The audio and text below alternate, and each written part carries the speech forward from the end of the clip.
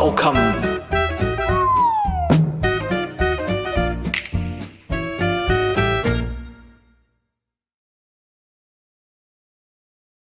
So first of all, I just want to get a quick poll of the room. How many people have heard of Vaporwave or know what it is? About half, maybe a little under half? Okay, that's pretty good. So I originally gave this talk at different games. It was for maybe a slightly more academic crowd, but I'm not an academic myself. And I'm also not after that talk, everyone kept coming to me with questions about Vaporwave because suddenly I was the Vaporwave expert. I just spent a lot of time on the internet, so if you also spend a lot of time on the internet, then you are also a Vaporwave expert. And the original question I wanted to ask with this talk was, what does making art look like at the end of the world? And just to contextualize that a little bit, I first gave this presentation in April 2017. So that was just a few months after Donald Trump's inauguration. We were just starting to get used to the idea of fake news and Bitcoin and the impact of technology on just about everything in our lives. So now, more than a year later, I don't see things getting better necessarily, but I do see people getting up, getting loud, mobilizing. That's all been really fantastic. But this talk was made at a point of sort of a collective numbness to everything bad that was going on in the world. So just kind of keep that in mind. So 2017 was this strange apocalyptic place, which is what I mean when I say the end of the world. So I wanted to talk about the struggle of what it's like to create something in that environment as an emerging artist. And my hope was that it would encourage people to think about their own work in communities and how they're helping us to survive in these troubled times. Now I just want to make a disclaimer that this talk is not actually about Vaporwave video games per se. It's about sort of using Vaporwave as a lens to look at video games and how we make and play and talk about video games. So just a little bit of background about my own practice. These are some of the games that I've made. I'm pretty busy executive directing the Hand-Eye Society in Toronto, so I don't have as much time to make games as I'd like, but I do a lot of collaborations with maker artists, people who have 3D printers and laser cutters, so I do a lot of alternative controller stuff. And then now currently I'm working on a game called Welcome to New Lux Plaza that's going to sort of form the framework for a big part of this conversation.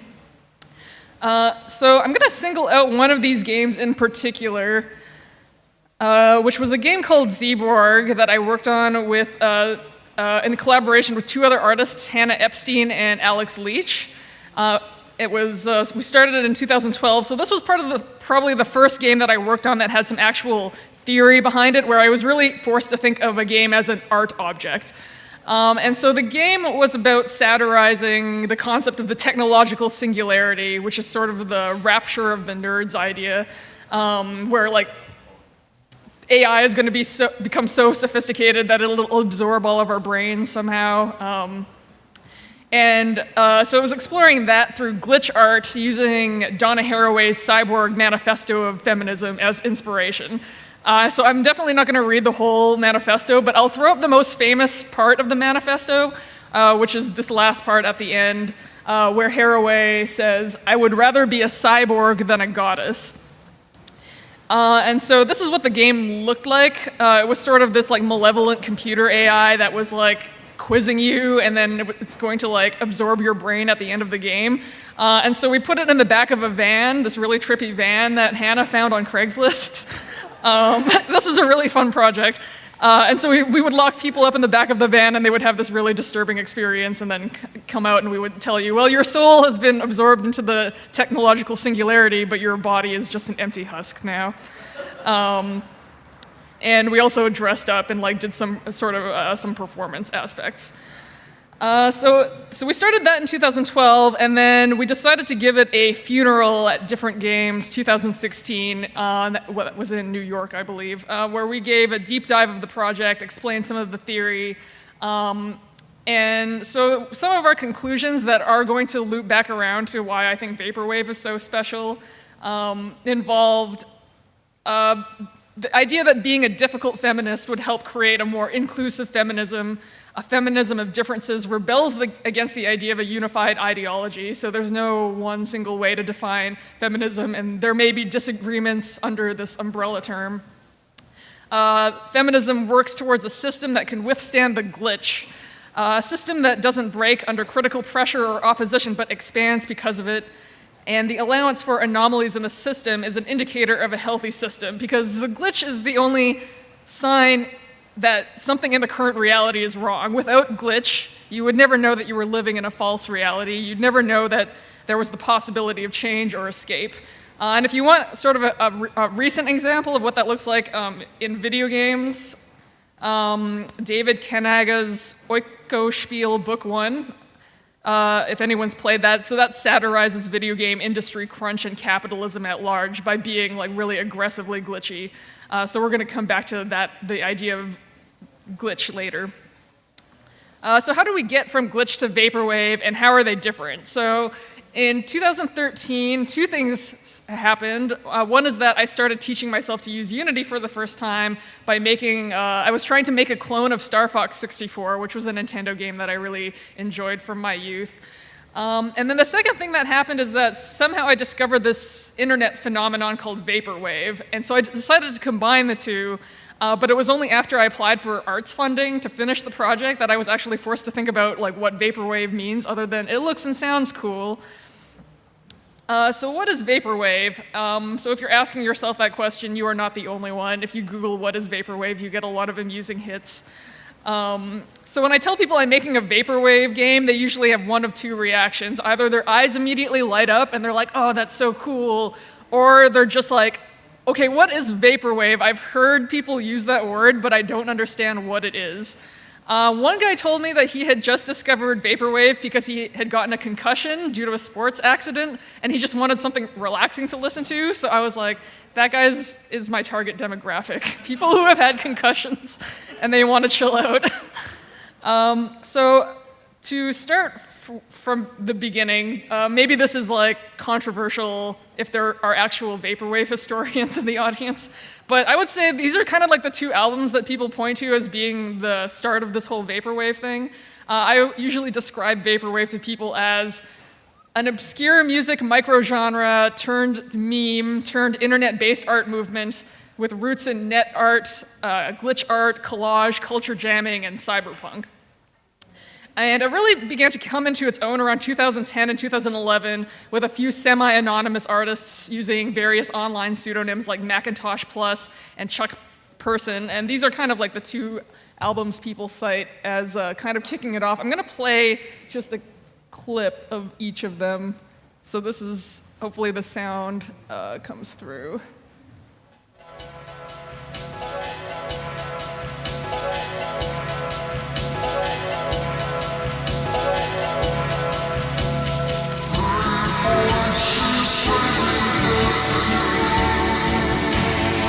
So just kind of think about like what mood they're trying to express with this.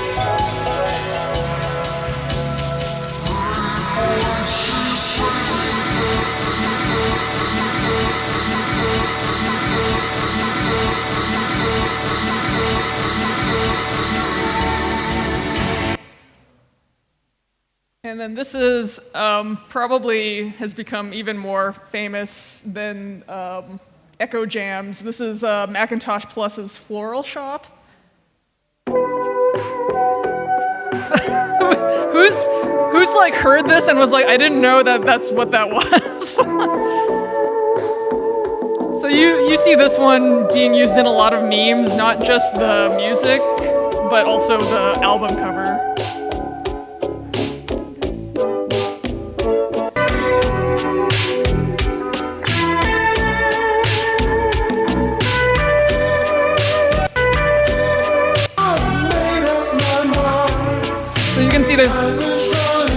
They've actually taken a Diane Ross song and just slowed it down and then sort of chopped and screwed it, and that's kind of a defining feature of early Vaporwave. Vaporwave has kind of gone off in various directions since then. And so the other aspect of Vaporwave that's just as important as the music is that you know Vaporwave when you see it. So even when people are like, I've never heard Vaporwave, or they think they've never heard Vaporwave, they've probably seen Vaporwave. It's got like a lot of pinks and purples, palm trees, like it looks like an 80s sunset gradient. And so the synthesis of the music and the art together is referred to as aesthetics, with a weird spacing between the letters. And so you've got a lot of 90s computer imagery, 80s consumer culture, Greco-Roman artifacts, symbols of luxury like sports cars and palm trees for escapism, Japanese pop culture. You've got a lot of the artist names. Often you have random kanji and hiragana thrown in, and a lot of anime from the 80s and 90s. A few other things about this micro-genre, I guess you would call it, that makes it really interesting is that this started from just a few people who were all anonymous, and they were releasing their music for free. And the heavy sampling and the use of non-English characters in the names made it really difficult to Google. Like it's deliberately resistant to search engines. So it had its very democratic, anyone can produce and distribute vibe through platforms like Bandcamp, SoundCloud, and YouTube. And the fact that there was only a handful of artists that were using multiple pseudonyms made the movement seem a lot bigger than it actually was. So that's kind of how it was able to go viral so quickly. Which is like, these are, I know that I'm not talking about video games right at this moment, but like I think these are all lessons that we could learn in order to like how do we spread ideas and how do we spread the love of video games in the way that Vaporwave did. Often these early forms of Vaporwave were deliberately lazy, so they were kind of defying the concept of meritocracy. Yikes. So it's often jokingly referred to as slow down Diana Ross, and you have, I heard one internet commentator say, like, I didn't understand Vaporwave until I realized it was meant to be garbage. And it was like, it's like backhanded, but it's also a compliment. So it's, as I said, it's gone off into other directions, but really, I think the key, sort of one of the defining features of this is that the effect of Vaporwave when you listen to it or you see it is that it instills in you this nostalgia for things that existed or happened before you were born. You have this collapsing of time and space. History and geography just get flattened out and folded over until they intersect, but they don't actually influence each other, so there's like a loss of cause and effect. And it evokes this feeling of being transported to this other world. That's a lot nicer than the one that we live in, but also there's something sinister about it. So there's a lot going on there. So going back to the concept of glitch and what I said about cyberpunk, I associate glitch with cyberpunk as in a glitch in the matrix. So like I said, a glitch is what indicates that there's something that's wrong.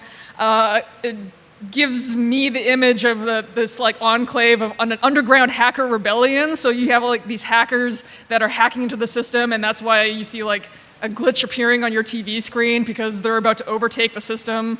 So you can visualize one of those like big Orwellian telescreens with Big Brother's face on it, and then a fuzzy transmission of Max Headroom. If anyone knows who Max Headroom is, he's the guy on the right over there. This is based on a real-life incident of broadcast signal intrusion where a guy wearing this mask sort of overtook a TV signal and took over the broadcast. So just like punk, these images of cyber resistance eventually get co-opted by the mainstream and turned into marketing. So like George Orwell's 1984 became an Apple ad over 30 years ago. So this is kind of the fate of all rebellions, is that you eventually become the thing that you tried to destroy, or the thing that you tried to destroy takes what you love and like turns it against you. And so to me, Vaporwave is a glimpse of the alternative reality where the cyberpunk rebellion failed. It shows a world where the glitch is patched over, the system returns to the status quo of numbing, dreamlike complacency. So in projects like Zeeborg, or even something like Google's Deep Dream, reality that's warped through the mind of a computer is really terrifyingly alien. So it's hard to imagine falling for anything that overtly sinister. But I think Vaporwave differentiates itself from Glitch because it trades in the familiar and the nostalgic rather than the aggressively disturbing. So a lot of Arcane kids' work kind of flirts with the idea of Vaporwave, but they're like really in your face about how distressing the glitches in those games are. So Vaporwave transports you to this other world, and it doesn't try to hide the weird artificiality of the utopia that it creates. So their glitch, instead of becoming a warning signal, it just becomes a fashion statement. Okay, so now we're going to get into like the video game side of things. So I'm going to use the game that I'm currently working on, Welcome to New Lex Plaza, as a framework, but I wanted to just give a shout out to some other Vaporwave games that are out there, like Broken Reality, Holoscope, which is by some friends of mine in Vancouver, and VHS versus Betamax, which is a jam game by a Toronto developer. So we played that one at a few of our events, and it's like Smash Brothers, but with like a weird Vaporwave feel. Can everyone still hear me okay? I know it's like getting loud in here. Okay, cool. And then this is just like a cool sort of relating the democratic distribution cycle of Vaporwave and video games on itch.io. So this is a comparison of Vaporwave cover art, and then this is what, if you type in Vaporwave into the search results on itch.io, this is what comes up, and it's like they're basically indistinguishable, which is kind of exciting to me. So here's the title screen from Welcome to New Lex Plaza. Now, I've worked on the game in the year since I gave this presentation, and I didn't have time to update the slides, but like it still kind of looks like that. And I also have a video.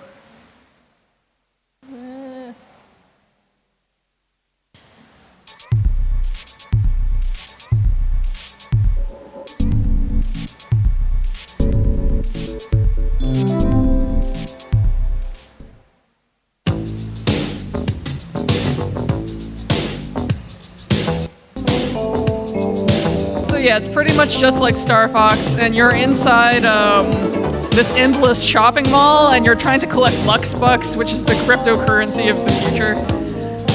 So if you imagine, like, if Amazon was a virtual battle zone and you had to compete with other shoppers to survive, that's kind of what the game is about.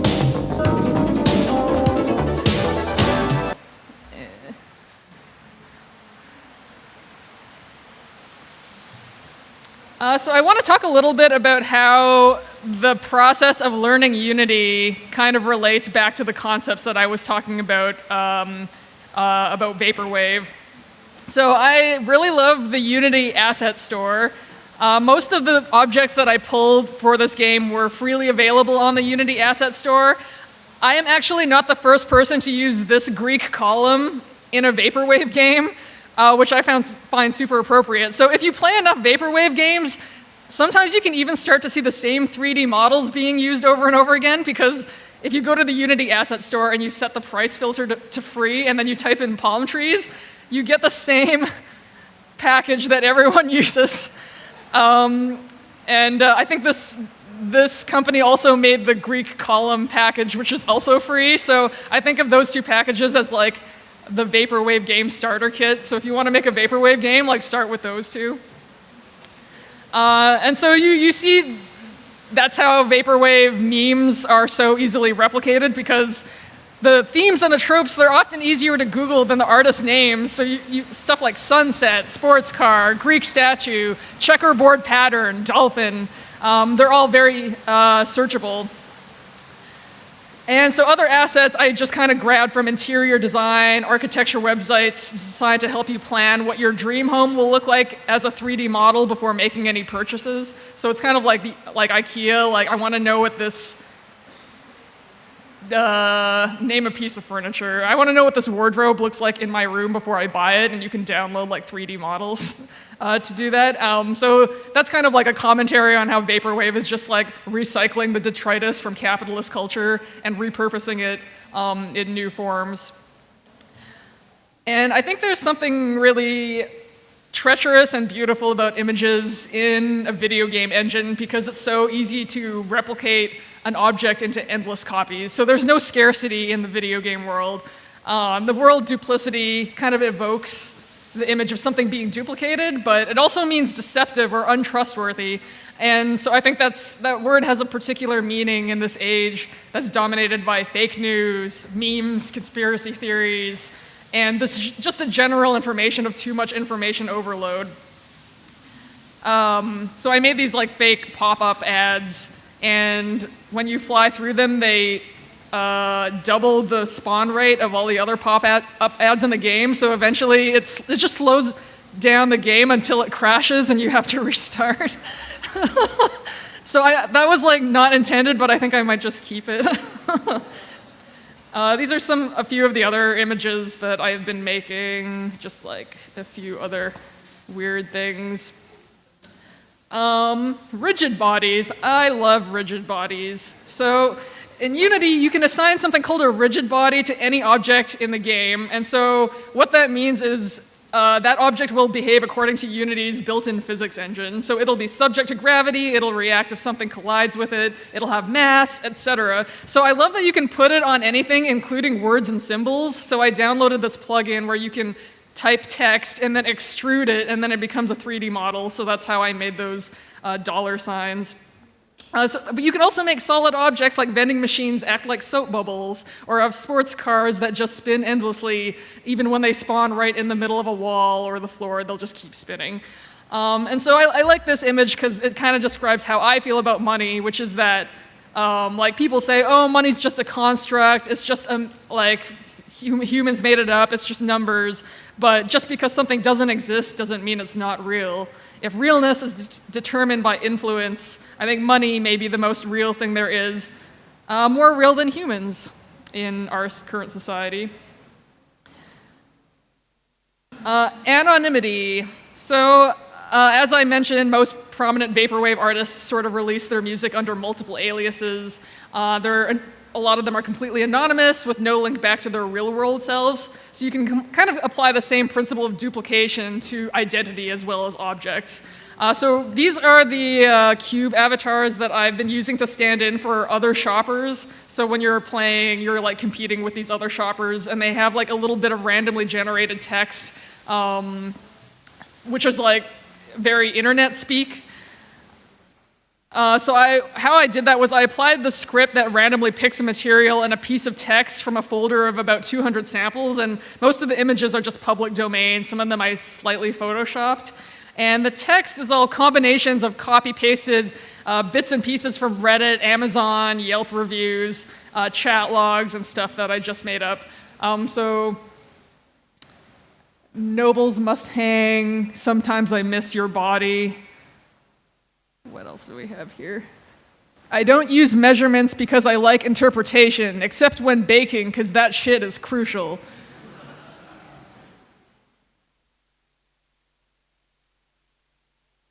Oh, this one's my favorite. What company would supply the most delicate, useless twine to hold a glass ball is unclear. So that was an actual product review on Amazon that I was like, what does that even mean? So I used to have a particular fear about putting my real identity on the internet because my real name, Sagan, is fairly gender ambiguous. So I usually select avatars that don't reveal much about my identity. So people usually assume I'm a dude or sometimes several dudes. Weirdly, I've seen what happens to people who put themselves out there, and it's not pretty. Like, I've had my real name posted on a Gamergate message board for a talk that I gave at GDC about women in games, and so that was pretty scary. But fortunately, there wasn't any consequences beyond that. But it's like, that's kind of the times that we live in. But even without the concern around safety in online spaces, there's also a certain freedom in having an online persona. Because I do have a fascination with these kind of online discussions and how people's sentences kind of form accidental poetry when they think nobody knows who they are. And so the same principles that make the internet this horrible cesspool are the same reasons I enjoy spending time there with all of these strangers who are saying these ridiculous things. And the flip side of anonymity is that it allows for this kind of unchecked cultural appropriation, because there's a lot of times where I looked up a Vaporwave artist who was using Japanese imagery and language as part of their label, and then only to discover they are just like a 19-year-old white man from Seattle. In the rare cases where there actually is any traceable information about an artist. But there's a part of me that understands that as being more complex than it looks. I'm a Canadian-born Chinese woman. I have very little cultural connection to my ethnic Chinese roots. So the heavy use of anime, and you see this a lot with like even things that are on the fringes of Vaporwave, like you see a lot of music mixes on YouTube will often use like a looping like section from an anime. You could describe that as exotification, but there's also like a really strong familiarity there for people who grew up online without a strong connection to our grandparents' homelands like I did. So this sense that dubbed episodes of Sailor Moon is part of our collective unconscious. And playing with this idea that something as ephemeral as a half-remembered anime could stand in for shared history instead of what people normally think of as shared history, so something like nationalism or culture based on attachment to a geographical place. So it's kind of weird and maybe creepy, but I think that's why these images are so prevalent in a genre that's already obsessed with misplaced nostalgia.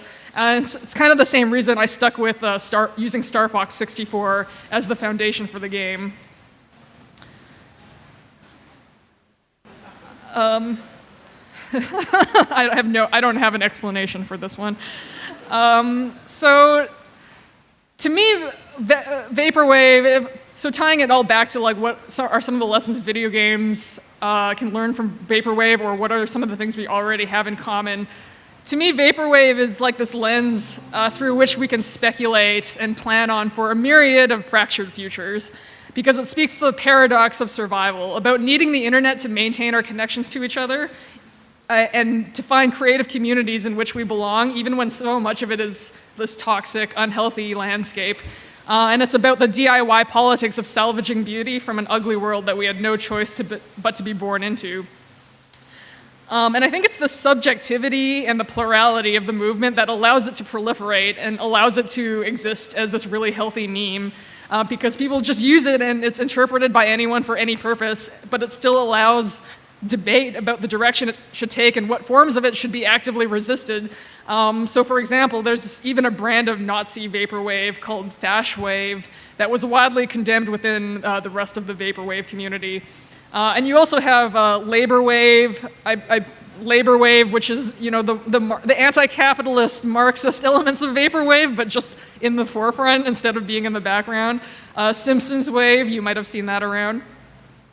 Hard vapor, which is vaporwave kind of coming back full circle to the cyberpunk rebellion, except with Eastern European cultural appropriation instead of Japanese cultural appropriation. So you can kind of see, here's more labor wave. Labor wave is my favorite wave. And some Simpsons wave is beautiful and poetic, but I don't have time to get into it right now. You can look that up on your own time. So you can kind of see the same strategy being applied to video games. I think we all here at Amaze can agree that it's better to, instead of adhering to a strict formal definition of games, that we should embrace the incredible range of voices that are out there. So in online discourse and physical gatherings like #AltGame or different games or Amaze, we deliberately keep definitions broad in order to invite a multiplicity of voices while still creating a space where criticism and community are possible. So the harder it is to tie games down to any definition or direction, the harder it will be to destroy us. So I wrote that whole part in 2017, and I just started working on my game in earnest. All this cool stuff was going on with the movement, and I just wanted to add an update as to like where I think we're at in 2018. So I'm still working on New Lux Plaza. I've reached the point in the project, which I'm sure a lot of you are familiar with, where I'm not only getting sick of how long it's taken me to get this far, but I'm also getting tired of the thing that the game represents. So every time I sit down to work on it, I'm like, I hate being reminded of our real-life corporate overlords every time I try to like actually get further. And I kind of have this fear that Vaporwave's relevance has passed. The Vaporwave aesthetics have really moved on from palm trees and dolphins and that kind of thing, so it's almost unrecognizable, at least in the music world, and tweeting about it didn't really seem to generate the same sort of interest that it had a year or even 5 months ago. So I was kind of a little bit down on it. But lately I happened to read this article about a new YouTube meme where users take a random pop song like Smash Mouth's All-Star and they slightly modify it to make it sound like it's being played in another environment like a cave or the hotel room next door. And this article was called "The Overwhelming Emotion of Hearing Toto's Africa Remixed to Sound Like It's Playing in an Empty Mall" by Gia Tolentino, and accompanied by this graphic. And I got excited because I was like, this is the most pure Vaporwave thing I've seen in a long time. So I did a Control F search to see if I could find mention of it, and they don't mention Vaporwave anywhere in the article, even though Vaporwave artists are mentioned in the article. So it got me thinking, maybe continuing to talk about this stuff is still important. Debating about what to call things is still important, even if we don't take it too seriously. Because video games as art and Vaporwave are kind of like hobbits trying to avoid the gaze of Sauron, which is mainstream world that would exploit them. So it often falls on us to be our own documentarians and preservationists. Because without this diligence, Vaporwave literally becomes a vaporware. So take MallQuest, which claimed to be the world's first Vaporwave video game, or at least the first game to identify itself explicitly as such. And the itch.io link to the game has been taken down. There's no explanation. No one knows who the real-world creator of the game was. There's only just a highly viewed Let's Play on YouTube. And if that goes down, then is anyone going to remember that it existed? So when some video game art historian examines the time period between 2010 and 2020 and rediscovers all those Vaporwave games on itch.io and inevitably writes a book about it to set the record straight, will MallQuest be among its pages? Who's going to remember? So personally, I think Vaporwave as a term kind of became so ubiquitous that it's just indistinguishable from the way that we make and share things on the internet. And I think someday video games might also just become a synonymous descriptor for how the 21st century became so radically weird that the most accurate tool of artistic expression was just all of this. So, in conclusion, I'm going to wrap it up now. Outside the influence of mainstream infrastructure or scrutiny or support, the people in the Vaporwave community became the experts and custodians of their own future. They were their own scholars, their own curators, their own distributors, producers, and historians. And Vaporwave spoke in this unique, accessible way to a wide range of people, and it was a genre that was actually secretly pioneered by queer and trans folks and continues to be defined by its lack of definition. So I think we live in strange times, and we need art and communities that can absorb that strangeness without being destroyed by it. And I think Vaporwave is fragmented, problematic, resilient, adaptable. It's messy, accessible, it's weird, it's haunted, it's beautiful, just like video games. And that's what makes it the perfect art form for the end of the world and the end of this presentation. Thank you very much.